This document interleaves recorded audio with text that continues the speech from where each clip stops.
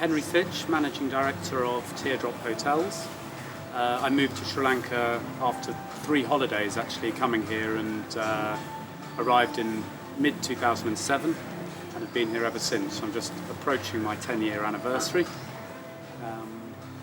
And live in Colombo, but travelling regularly between obviously Wallawwa, where we are now, down to Gaul, to the Fort Bazaar, and up to the hills regularly as well. So we found the property in 2007.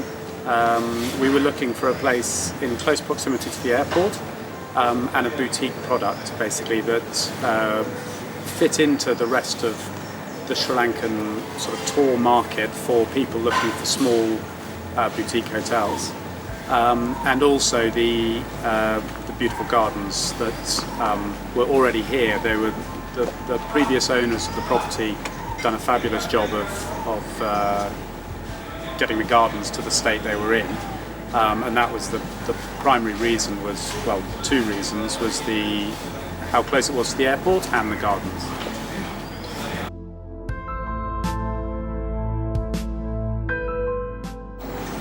I wouldn't necessarily say different to all of the other hotels, because there are some fantastic hotels in the country, but I think what we try and focus on is a really attentive service, but also a friendly service, so that the experience of being here is very much a very relaxed and welcoming entrance into Sri Lanka, or prior to departure, people heading out off after their tours. And we also are heavily sort of focusing on the food experience as well. We have our own 3 acres of fruit and vegetable gardens that we basically, our fruit platters in the morning all comes from the garden, and we try and get produce from as locally as possible, so from the local fish market, and really focus on that friendly, attentive service and great food.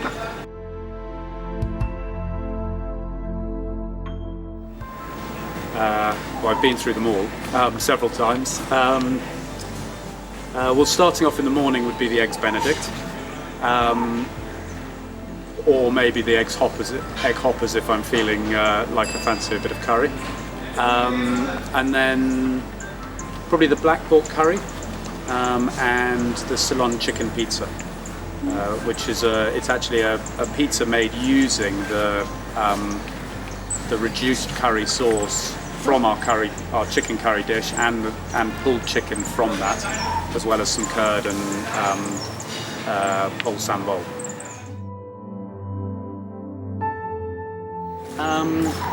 Well, I mean, we are here as a staging post really to go on and experience the rest of Sri Lanka, but we've worked on experience within the local area. I think probably, well, top 3 I would say.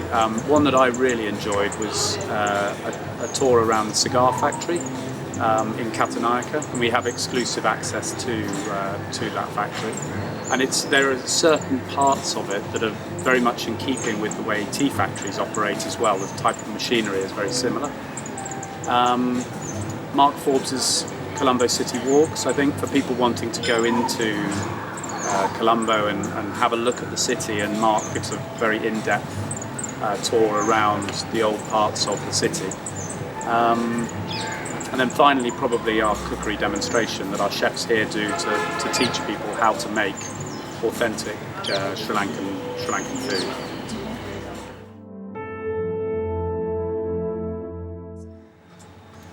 I do love them both, but I'd have to go tea.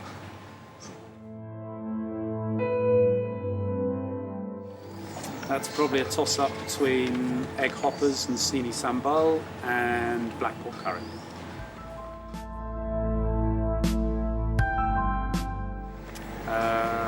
Well, I love travelling around Sri Lanka, but I think in terms of an escape, I get up to Victoria Golf Resort to play a bit of golf, but I just love it up there. The climate's fantastic. So it's an escape, but it's also partly because of the golf.